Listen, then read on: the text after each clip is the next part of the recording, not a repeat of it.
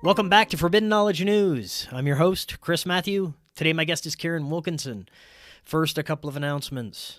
Download the Forbidden documentary, Occult Louisiana, from our website for only $5. Just click that link in the description or visit forbiddenknowledge.news to download your copy now. Also, check out what may be the most powerful antioxidant known to man, C60 PurplePower. I love C60. The benefits are incredible: enhanced energy. It's helped with inflammation and aging in general. Check out their website. Use that link in the description, and you get 10% off your order, plus free shipping. Another great way to help support Forbidden Knowledge News is download our episodes directly through Spreaker or from our website. You can also get a Rokfin premium membership. With that, you get access to all our premium content and all the premium content from every creator on Rokfin. You just go to rokfin.com/FKN+. Today, I want to welcome Karin Wilkinson. She is author of Stolen Seed, Evil Harvest. She is a regular writer and contributor to L.A. Marzulli's monthly newsletter, Politics, Prophecy, and the Supernatural. She is a wife, mother, and grandmother. She worked in the software industry for many years before leaving to raise her family. For as early as she can remember, she has been abducted by non-human alien entities, possibly hundreds of times, and has seen many UFOs and UAPs throughout her lifetime.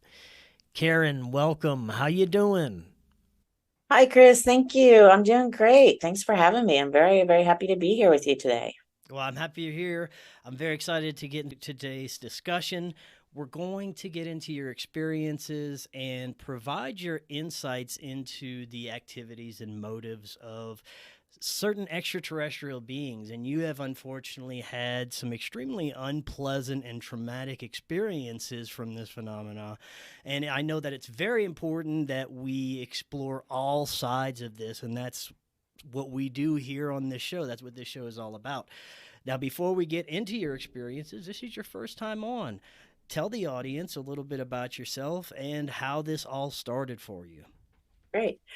Well, Chris, I'm just an average, everyday wife, mom, grandma, working, and really never expected any of this to happen. But what's not average about me is that I've been taken by non-human alien entities from my earliest memories, from as early as I can remember. And so it started, like I said, from as early as I can remember. And I never really expected that I would be sharing this information, but here I am today, and God really put me on this path. And so that's my general information in a nutshell. Great. Now, from what you can remember from the earliest experiences, tell us about your recall from that. Right. I've always had these memories. It's not like some kind of memory that just suddenly appeared later in life, or that I went through any kind of regression or anything like that. These memories just were always with me. I was remembering a lot of what was happening to me. Obviously not every time, but many times. And so from my earliest memories, I would wake up at night and just feel a change in the room, and they would be there. There would appear usually 2, sometimes 4 of the typical, what you call gray alien entities that most people are familiar with. The bulbous heads, the big black vacuous screen looking eyes.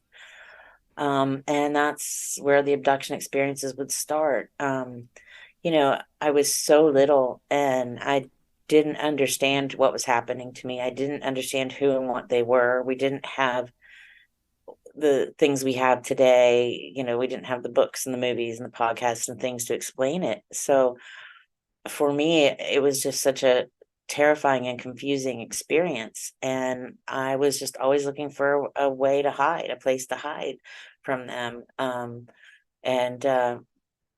Even in my book, I write about, when I was little, I thought maybe if I could find a suitcase that was big enough and get it under the bed and get in it and zip it up, because my grandma had zip up suitcases, that they wouldn't be able to find me there. I was just anything I could do to try to get out of their reach, Hmm. because it was terrifying. And I didn't know what it was. I didn't realize who and what they were at the time.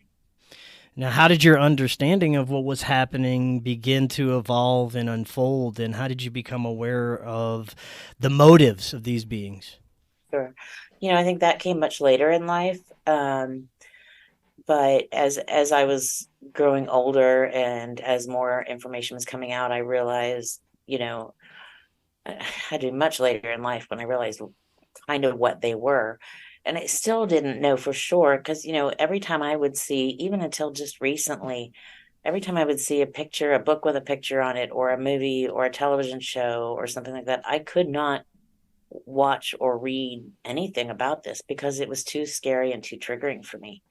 This thing has been in my life all of my life. Mhm.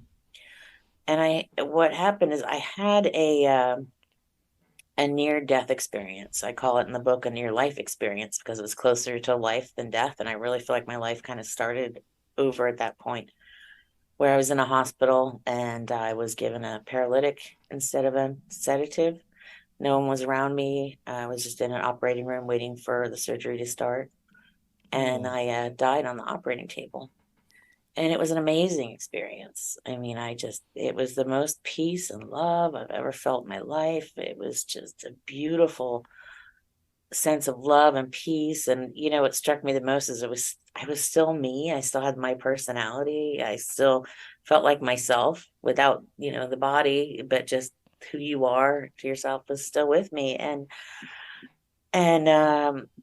after that, though, I went through some PTSD therapy because the fact that I was paralyzed and just lay there and dying and died on the table was like drowning without water. And Wow. I just had terrible PTSD from it. So that therapy actually helped me deal with the other things that had been plaguing me my whole life. These experiences that I had had with these non-human entities. Now, I just have to And ask real quick. You mhm, were under a paralytic. Were you mhm. also aware of the pain and the sensations that were occurring? Yes, Oh absolutely. my goodness! Until Wow. and so yeah, my body felt like cement and I couldn't breathe. Oh And wow. I think that just overtook more than anything else because I realized, oh no, I can't breathe. I can't signal Wow. to anyone. There's no one around me. I wasn't hooked up to anything yet. There were some nurses messing around with things in the room. My doctor was in another room because once I had and I'll get to that. But Hmm. so all of a sudden, I'm just like, God help me. And all of a My sudden, I heard a God. voice as clear as day in my head say, "It's okay. You can let go now," which sounds kind of corny, but it's exactly what the voice Yeah. said. And just in an instant, like in a blink of an eye, not even, I was out of my body and there was no pain. There was no fear.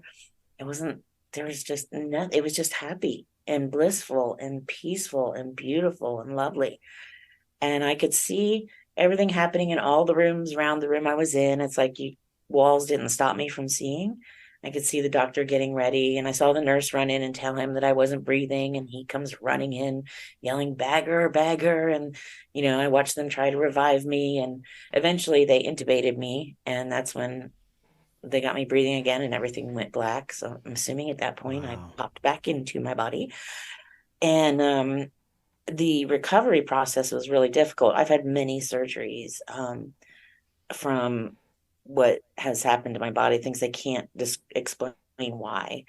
And they were trying to bring me out of the anesthesia and recovery. Every time they would, I was screaming and in pain so badly. I'm thinking, coming back into this body was not an easy jump. And Yeah.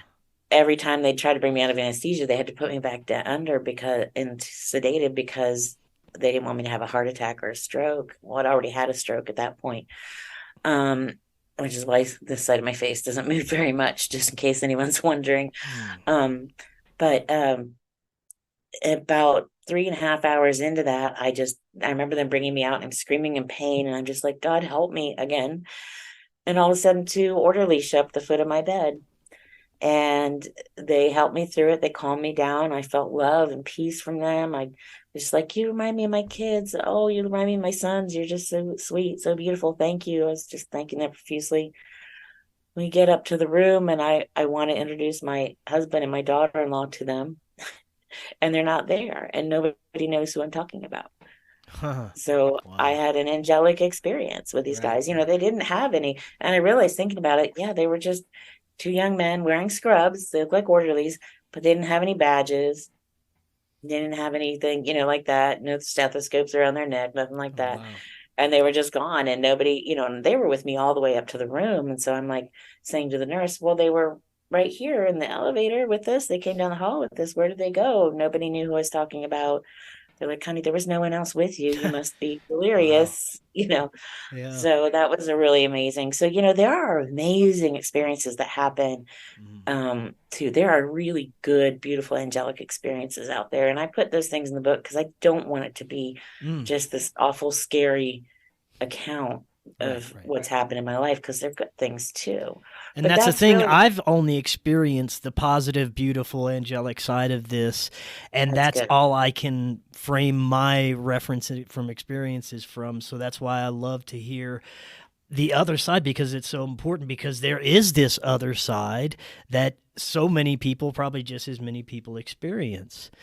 So Right. apologies for cutting you off. Where were we No, at? no, you're fine. That's good. And yeah, I mean, beautiful experiences and experiences with good, angelic, non-fallen, non-evil beings. Mm.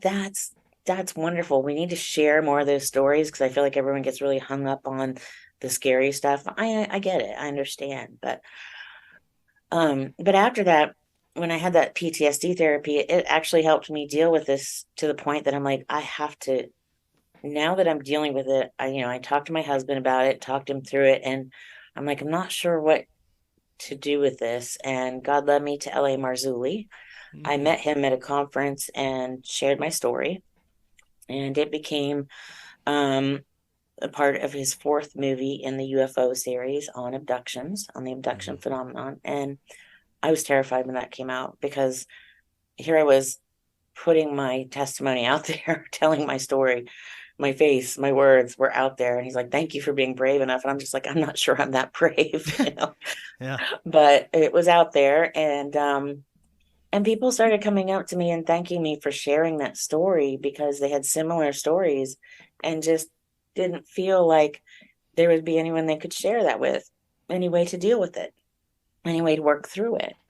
Um, and so it led me to write the book, because I wanted to share more about what happened, and more about how to stop it too. If someone's, Mm-hmm. in one of these positions where they're being taken against their will, and it's not a good situation, and they're not benevolent creatures, then I wanted to share how to stop it as well, and share the truth about what's been going on my Yeah. whole life, because this is just like this ugly little secret that isn't out there and needs to be out there, because it's not just these alien entities. There were humans there too the whole Mm. time, from the Mm-hmm. time I was little. Mm-hmm. There would be other children there. There were other humans there Now, were working these with. humans seemingly in military garbs?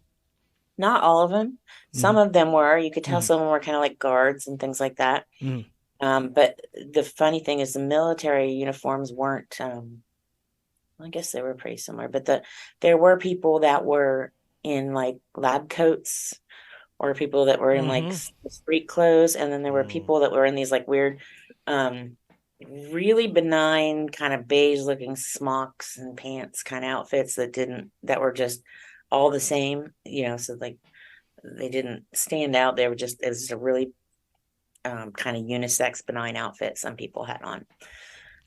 And yeah, from the time I was little, these people were there. And I realized later in life that some of these people, I don't think, had any idea what they were getting into, Mm. and didn't really want to be there. But at that point, I think once you're in there, you're in a program that you're threatened not to stop. I know they were threatening people, because they utilized me as part of the threat process. So, yeah, from the time I was little there, and I want to share that, because our government's starting to talk about it, but they're not still not talking about their involvement in it. Mm. Were And these experiences physical, or would you consider them a inner consciousness experience?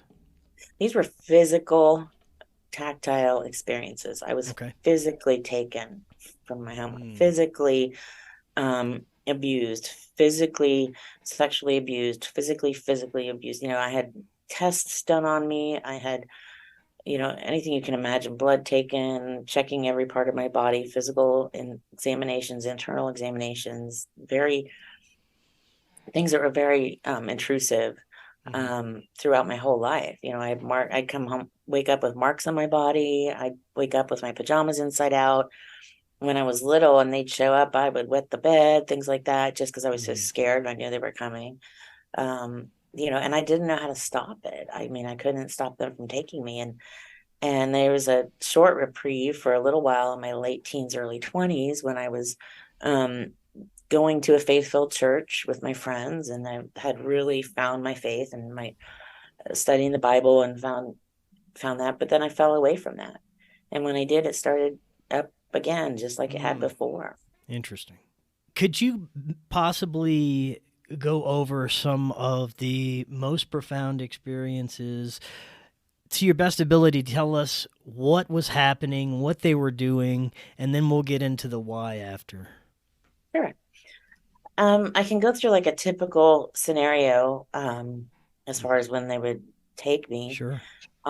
Usually, like I said, I would feel the room, I just feel change in the atmosphere, and sometimes there would be a very low hum. Sometimes a bright light would come through the window or be outside the window. When we were in the country, sometimes all the crickets and cicadas and night noises would just stop. It would go silent.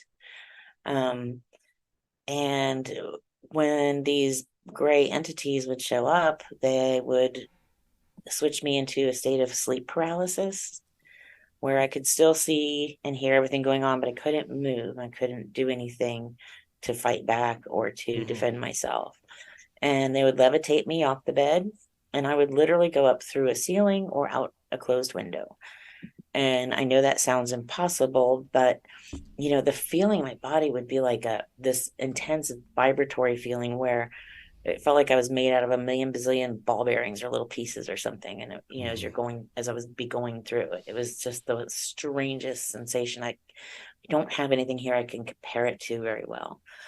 Um, and so that would, and sometimes at that point too, I would be kind of switched off, like put to sleep. And often there would be screen memories given to me. So I would be there, I'd wake up on a table, they'd be doing examinations, I'd be very unhappy with that. And so all of a sudden it would look like I was somewhere else, like a happy place, like I'm walking around on the farm in the field or something like that. They try to mask what's happening or just switch you back off, put you back to sleep like they would for surgery or something like that.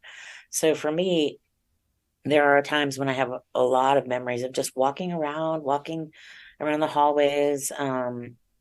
Generally, it was underground in a facility because we would get in these elevators that would just go straight down. And it seemed like a long way. They were cold. And then I would get on what I would describe and what felt like to me is another elevator that went side to side.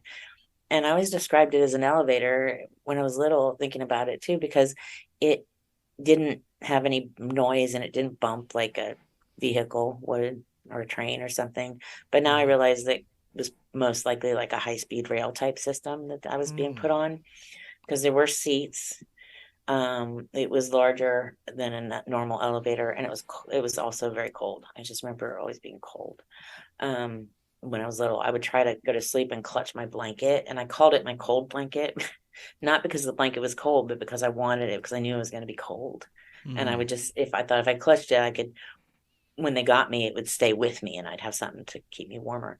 Um, but so a lot of things like that. A lot of times I would have needles, put into my chest or into my neck or different, I don't know if they were inserting. I don't know what they were doing, honestly. Sometimes it seemed like X-ray machines and things I didn't understand when I was Mm. younger. Definitely. Was there any particular event that prompted you to come out with this information? The event that prompted me to come out with it was after I had done the PTSD therapy. and I was dealing with it. I realized, and I had all these missing pregnancies where I knew that they were taking the baby. They would, I would get pregnant. I would have the pregnancies verified by a doctor. I would be, you know, very pregnant, like in the first trimester, and it would all be verified, you know, all the tests and go to the doctor and everything. And then in sometime at the end of the first trimester, I would have terrible pain, but I wouldn't pass anything, you know, nothing comes out. And then I would so go into emergency room, see a doctor, and they would do an ultrasound or the thing, and no heartbeat, no baby, have a DNC, no fetal tissue. Baby just like no fetal tissue. If you have a normal miscarriage, there's going to be something left inside. Nothing. It was clean. And I knew that what they were doing, because I had had instances where I was taken and given a baby to hold, a hybrid infant. I was just about to ask you that. Yeah, and that was really, I mean, just losing these pregnancies alone was so heartbreaking because I didn't get to mourn those babies. I didn't know what happened to them. I didn't know what was going on, and I was just, it was so hard. And then they give me this baby to hold. So I'm going down this hallway. So in this instance, I'm going down this hallway, right? And it's just lined with what looks like aquariums in the wall. I don't know if you've ever been to a pet store where the wall's like lined with aquariums, but that's what it looked like. Hello, friends. I want to tell you about the incredible benefits of IGF-1. The older we get, the less IGF is produced by our body naturally. When you're born, you have tons of it, and it's why you feel great in your 20s. The great news is that you can replenish it. Just like multivitamins that you take every day, you can supplement the natural IGF levels in your body. You can do that with clinically proven IGF-1 Plus from Neutronics Labs. This is the stuff that helps you regain IGF-1 and feel great. Just spray it into your mouth a couple of times a day and boom. Lean muscle gain, healthy weight loss, more restful sleep, positive energy gain, crystal clear thinking, all of these things. These are the benefits of proper levels of IGF in your system, which naturally you lose over time.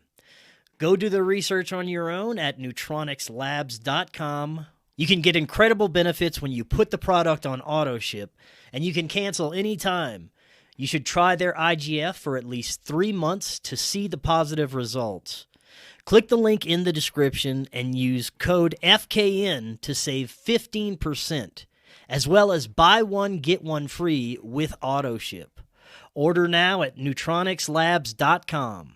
Only there weren't fish in them, there were fetuses in them. And the hallway in the aquariums was lit like red, like backlit kind of red. So it was really dark, like almost in a, when you're doing photo development kind of thing, like that kind of red.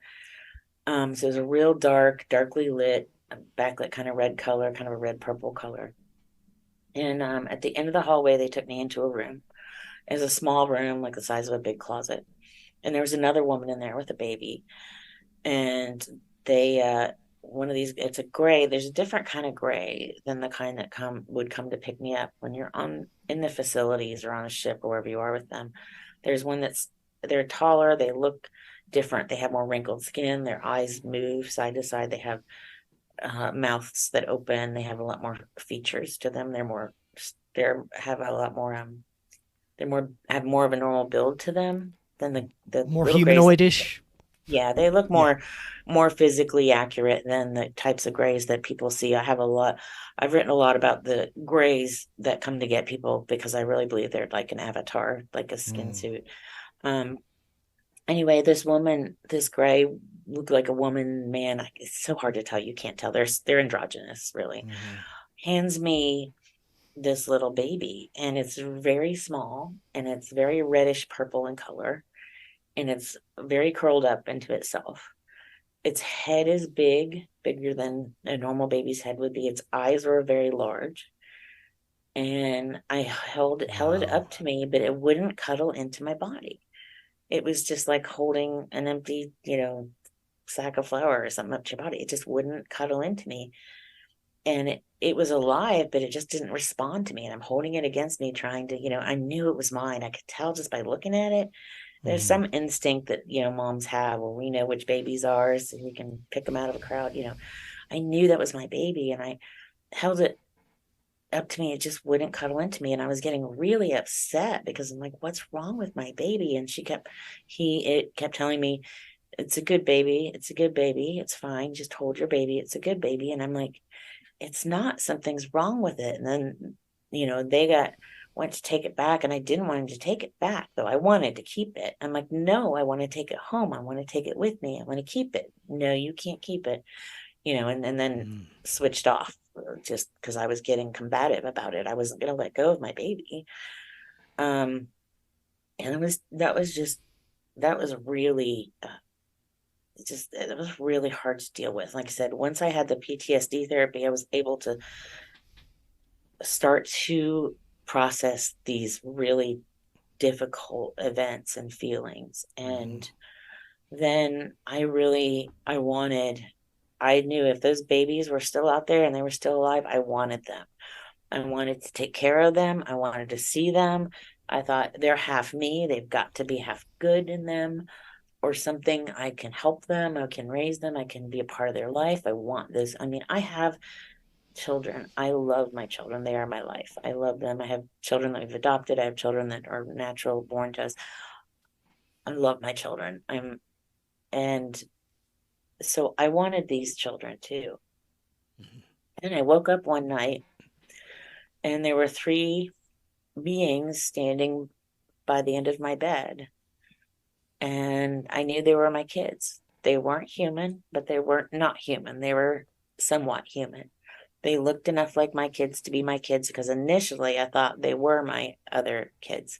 And my other kids are grown, but they're at home a lot. So I said one of their names out loud. I'm like, what are you doing? And then I realized, oh, that's not him. That's not them. And I was very excited because all of a sudden I realized these are my kids.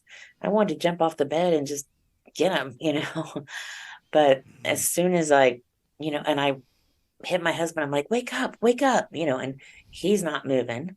And I'm like, what are you doing here? And all of a sudden I get hit with sleep paralysis, like a wall of water, just boom. And they're like, come with us. And I'm like, no, they're talking to me in my head now, because now I've got sleep paralysis. Now I can't even vocalize. I'm like, no, I can't come with you, but I just feel this evil coming off of them, right? I should have mentioned that too. I wanted to just jump up and hug them, but they're looking at me like they want to kill me. I'm like, what's wrong? And they had zero love for me. They were just evil. It was just emanating off of them. They were probably about 4.5 feet tall, maybe. They were really dark in color, like almost a purplish color skin.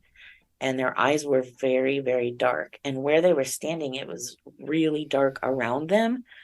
Like, I don't know if that had something to do with, if they were in another astral or something, but they looked as physically real as someone else standing beside me. So it didn't seem like that. But and they started trying to levitate me off the bed. And I felt that old familiar terror. And I'm like, no, you can't just take me. I mean, if I was going to go, I was going to go of my own will, And all of a sudden I'm like, no, you can't just take me, in Jesus' name, no. And as soon as I said the name Jesus, they were gone. And my husband sat up and was like, what? Like he had just heard me, and it had been like 5 minutes, or 10 minutes, or however long it had been for the interaction between us. And I'm like, wow, okay, I guess there isn't anything there for me with them. They didn't really want to love me. They were just, there was nothing kind there. There was no love there. And I felt like God gave me that experience so I could see that I hadn't lost anything, that, I had not done anything that I was supposed to do. Let's put it that way. Because I have lost something. I've lost children, and it's devastating. And I'm literally just getting to the point where I can talk about this without crying. And because then I'll probably cry later about it, but it's just still so devastating. But so that happened, and that's when I thought I have to talk to somebody about this. And I'm like, who do I talk to? Yeah. And I heard an interview with Ellie Marzulli on somebody's show. And so I reached out to him, and he told me to meet him at this conference that was nearby us if I wanted to talk and share my story. So I did. And that's how that interview came to be. I did not know I was going to sit down and tell him my story. I really didn't think I was going to go into all of that, but I did. And that's what led to then, that coming out and everything, and the whole thing went from there. Then I was running it after that came out. Then it's on film. I'm out there. I'm sharing that story, and people are coming to me, thanking me for sharing my testimony. And I didn't expect that. And then wanting to tell me their stories, and I didn't expect that. And then people had a lot of questions. I didn't expect that. So that's when I really felt compelled to write the book. And it was a very strong urge to write the book. And that's when I started doing that. Well, I'm glad you did, and I'm sure there's many others that are extremely happy that you did, because sharing your story definitely helps others understand what's going on with them, and I get a sense that this is happening to a lot more people than we could ever realize, which I want to get to in a minute. But before we do, there's a few things that are happening behind what you just discussed with the hybridization program that I want to get to. And you believe that this is a very important aspect of what could be unfolding in our reality right now as far as an extremely nefarious extraterrestrial agenda, right? Right. I really do. I really do. Yeah, I think that the hybridization program is well underway. You see people being taken and having, sperm and ovum, eggs, blood taken. You see the cattle mutilations where they're draining these cattle of blood and fluids. And bovine blood is very compatible with human blood. And I think they're utilizing that in this whole process, and utilizing blood and tissue for the breeding processes. I think they're utilizing it for their own selves as well. I think that they feed off of that as well.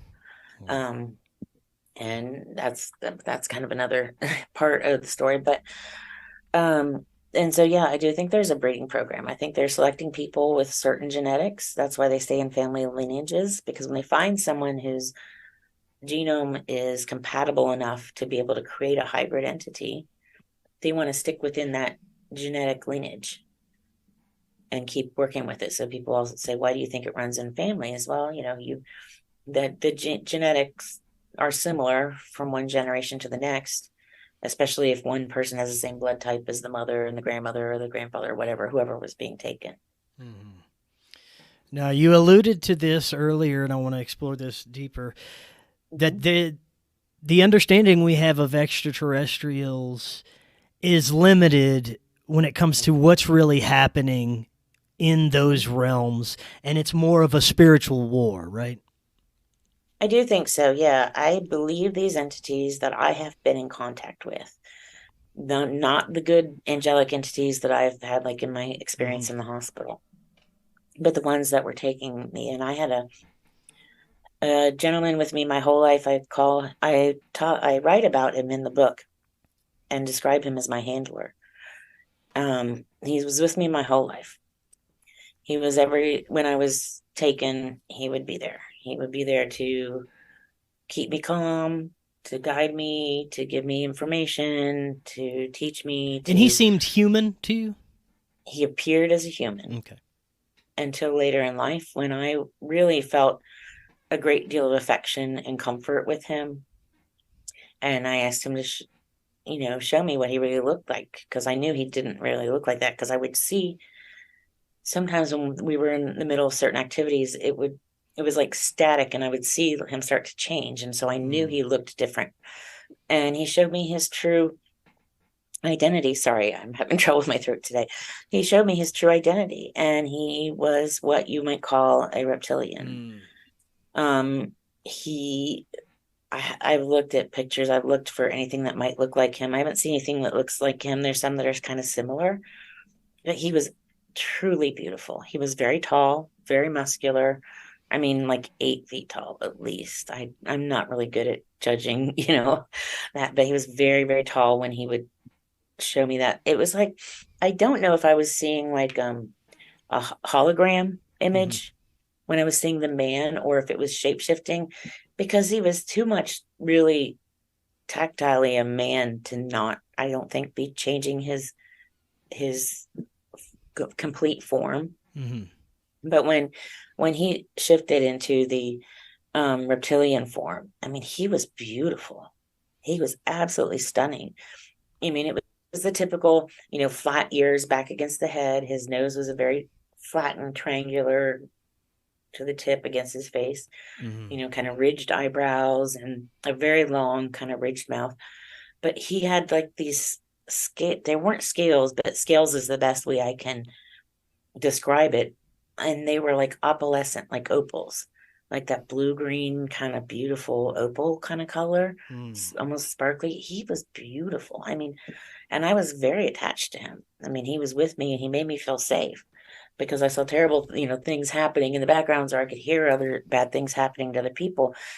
I knew with him I was safe, to a degree. I mean, Hmm. because still I was being raped, I was being tortured, there were things that were happening to me, but it was supposedly for the greater good, Hmm. you know. And but I believe that he was a fallen angelic entity. Hmm. Um, and I believe that except for the grays that come to the type of grays that would be in the room, the kind of grays that most people see, the shorter grays, that these entities that I was in contact with on these ships or underground, where I was mostly under in these underground facilities, um, are fallen angelic entities. And I know that sounds kind of out there, but they're not from another planet. I was never taken to another planet. They never were coming and Hmm. going from anywhere. This Hmm. is where they lived, Hmm. underground. Yeah. They're right beneath our feet. Yeah. And this these entities are smarter than we are. They're far more advanced than we are. They understand going in and out of different realms, different astral realms, and things that we don't do. And they're far older than we are. They're from a time they were created long before us. Mm. This is incredible. As far as the hybrids and possibly the shape shifting beings, if they can shapeshift into a human at will to a Mm-hmm. believable enough degree that they may be among us right now, as well as the hybrids, correct? They could be. Personally, I he never personally came into my space outside of being in the underground facilities. Mm. I don't think that they can be in our sunlight or something like that because I never ever saw him in my home or outside during the daylight ever. Mm. And I think there are a lot of limitations on them that we don't understand. But I don't know what those limitations are. All I know is where I've never seen them. And the grays seem to always be the ones that people run into, as far as when they're being taken. And the grays are basically an avatar, like a meat suit, for lack of a better word. Mm. I've seen the empty gray suits, stacked on the floor. Other abductees have seen them hanging up on hangers or stacked in drawers or in corners. Um, and I believe that these are just like avatar suits they use that either they can get into, they can use AI to run them. And I think they're also inhabited by demonic entities, by demons. Biblically, we know, and from the book of Enoch, that demons are the disembodied spirits of the Nephilim. Mm. So they would be they would be a step below the fallen angelic beings. And these guys would be, able to order them around and that kind of thing. And they're always looking for a body. So a gray suit would make perfect sense for them to be in, especially the Mm. way they act too. They're just evil, but they can't speak because that mouth doesn't open on the gray suit, Mm. and those things are like frail. They're not very, it looks like you could just break them Mm. in half.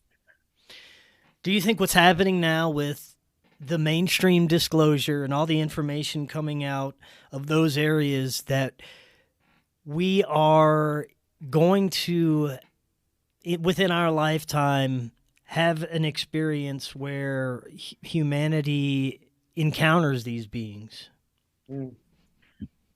Well, I mean, you mean all of humanity, like they're brought forth in front of us? Well, I think not necessarily, but maybe that there's something that may occur that we have an understanding that they are real. Yeah. Oh, okay. Yeah, because I think a lot of humanity is already having experiences and encounters with these things. I think more than we know. You know, most people don't want to come forward with this because people will say you're crazy. And I get that.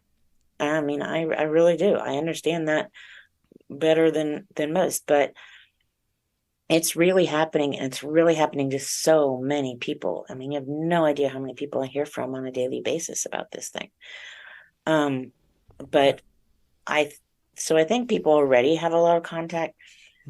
I mean, we know we've had crashed ships. We know our government has admitted to having the ships. They admitted to having the bodies.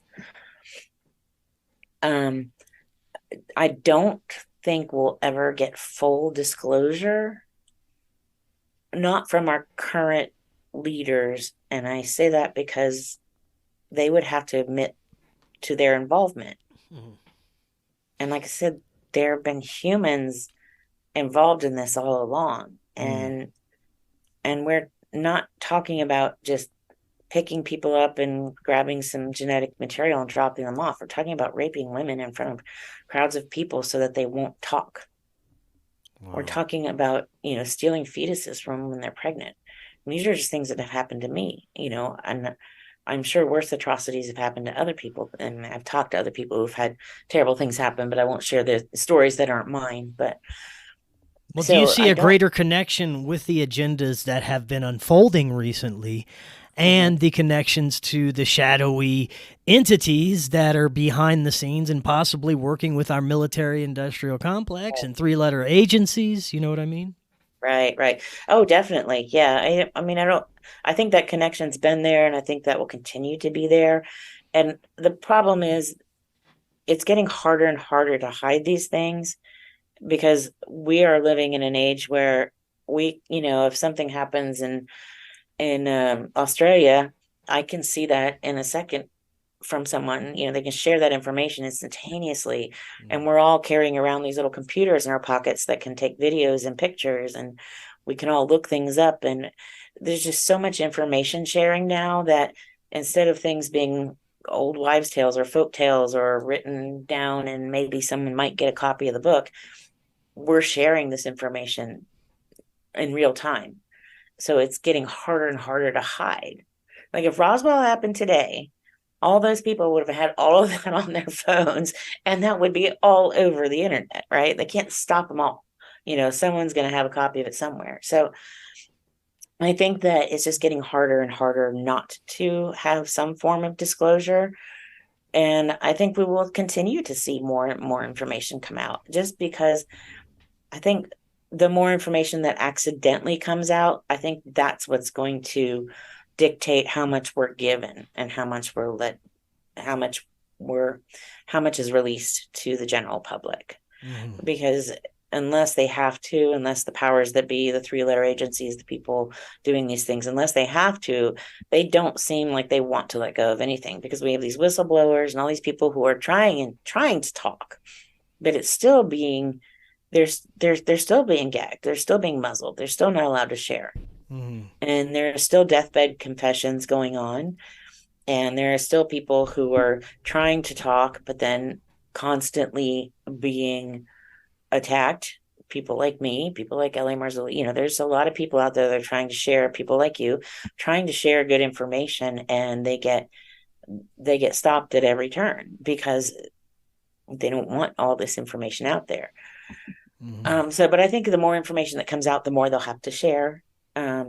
I don't think that the public is going to have a problem with it. They're always like, oh, people will panic, it'll be like War of the Worlds again. No, they need to give people more credit.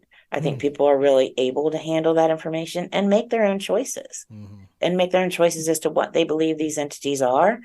in what they believe their purpose is. I don't believe them to be our benevolent space brothers. I'm not asking everyone to believe the way I do, and I'm not discounting anyone else's thoughts or accounts of things that have happened to them. I think anyone coming forward should be applauded, supported, and listened to. And I think people should just make their own decisions and choices based on the information they have and the information they can find, and then they need to just pray about it and choose how they want to believe. Personally, the things that happened to me, they weren't benevolent. Kidnapping a small child, that's not good behavior. Raping women, that's not good behavior. Stealing babies, that's not good behavior. Unwanted medical examinations, that's not good behavior. Look at the poor little cows in the fields and things like that. So you can't deny that some of it is definitely not benevolent. Not at all. Well, it seems, and based on my own experiences and the experiences of others who have benevolent contact, most of these experiences are not physical at all. Most of the benevolent experiences are through dream states, astral states, meditative states. They will have visions, but all these visions will be beautiful, or near-death experiences like yourself. This is the most common experiences where people will have contact with these benevolent angelic beings. And you believe that the good side of this is those benevolent angelic beings. The dark side are these interdimensional extraterrestrial beings. And this is something that I've believed for a long time, that we're not really dealing with space aliens, that they're not coming from different planets across the solar system, that they're right here just beyond the spectrum of our perception and vision, right? Right. I agree with you 100%. These are not space aliens from Alpha, Beta, Zeta, whatever planet, no. And those people who believe that, I'm like, well, where is that information coming from? Did one of these come and tell you, or, and can you vet your source? Because even something in an astral plane, you don't know if it's lying to you, right, or want us to. So but I can tell you what I've seen personally, and what other people have physically seen personally, is that they're right under our feet. They're underground. And they are in the skies too, because that's how they get around. That's how they travel. Right. And I think for me, as a Christian, I do believe that there are fallen angelic entities, and then there are non-fallen, because when Satan fell, he took a third of the angels with him, right? So I believe that third that's fallen, those are the malevolent, the bad ones that are doing the bad things to people. But I've also had encounters with the good, benevolent, angelic entities. Those, when I had my encounter with them, they didn't take anything from me. They didn't do anything bad to me. They came and they helped me in answer to a prayer that I prayed to God, and he sent them to do that. And it was just good, and it was just love, and there was no, it wasn't taken against my will. Nothing bad happened to me. It was just a beautiful, loving experience. So, I can't, I can easily separate those two events and say, yes, this was good and this one was bad. And I can easily say that there are good angelic beings and there are fallen or bad angelic beings. Now, as far as being able to tell the difference, if there was a good one and a bad one standing in front of us, and we ask them which one of you is the good and which one is the bad, because they're probably going to look exactly the same, are they going to tell us? They're probably both going to say they're the good one, right? Because the fallen one is going to want to get whatever it is that one is after, is going to have his own or her own purposes or what have you as well. So, if we don't have the discernment, and especially when we're going into astral realms and things like that, if we're not sure that we have the right discernment, that we know for sure are good from evil, because these fallen ones, they're really here to deceive. And they're much, much better at it than we are. They're much stronger, they're much smarter, and they're much more capable, because they are a superior being in that respect. So, I caution anyone, to be careful, because there's beautiful, you should absolutely have an experience with a really lovely, good, benevolent being, like you say you've had. And I think that's amazing. But you never know what you're going to get. Right. And trust me, they can come across as good until they're not. and then you'll know. I At some point agree. you'll know for sure. But so hopefully that answers your question. I'm Yes, sorry, it's 100%. Thank you. kind of a Now, four-part question. So oh, that's all good. Are you still okay. having experiences of any kind? They are not taking me anymore, and they know that they can't because I understand the hierarchy now. Okay. There is a hierarchy, there is a pecking order, and Jesus is at the top of that. He's the savior. I can call on him, and when I do, his authority is greater than theirs, and they back off. I mean, you call the name of Jesus, they're like, okay, yeah, we know. They don't like it. Um, they've still come like outside the window. They'll still be out there. I know when they're out there. I feel it. I can still feel their presence from time to time. I had an astral encounter about a month ago with the handler. I don't have a name for him because he we didn't use names. We had an imprint on each other, kind of like animals do. So I knew him and he knew me, but they didn't use names. So everyone keeps asking me what was his name. And it's like, we didn't have a name because I didn't need one. It's the hard, I can't really describe it, but it's the only thing that comes close is the way animals know each other in nature. Mm-hmm. Anyway, I had an encounter with him. He took me into an astral. We were back in the underground in the older part of it. There's an older part in the underground where you can still see the tunnels carved out and it's very darkly lit. And he wanted me to come back and offered me basically the world. I can take away your pain. I can give you everything you want. I can, make everything good. I can make I can fix all the problems, blah, blah, blah. Knew everything that was wrong in my life, everything that was harsh or bad or difficult. I have a lot of physical pain. And I said no. And the thing is, and he's really trying to be convincing. And he's this far from my face. I mean, right up in my face. And the weirdest thing about it was he didn't look healthy. He didn't look like he did before. He was more of an ashy gray green, like a flat color. I've never seen him look that way before. He always was almost shiny and beautiful and just glowing. It was gone. It looked like he was dying. I don't know, but I could tell something was wrong. I could tell he was sick or something. So I don't know if it's just him, if it's other ones too. I heard recently someone else had a similar experience and similar thing happened. I have a lot of abductee friends who had handlers as well like that. So it's not an uncommon thing that we have this one that was always with us. So something's going on in that realm. It would be I don't know wonderful if they are all dying and losing the Wouldn't power that be from the great? dark side, right? Wouldn't that be great? Yes.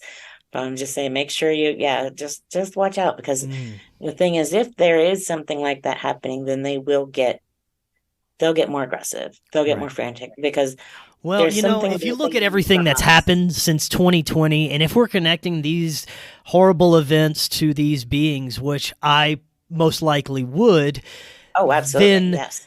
it seems that they're in a frantic panic mode right now, that Yeah. they are already losing and they know this. They know they're losing. Yeah. And they know that their team is going to lose in the end, but they somehow still think, and I think sometimes it's if you know you're losing, you're still going to do as much damage as you can on the way down. Yeah, yeah. And when you're getting towards the end and your time is short, you're really going to start doing damage.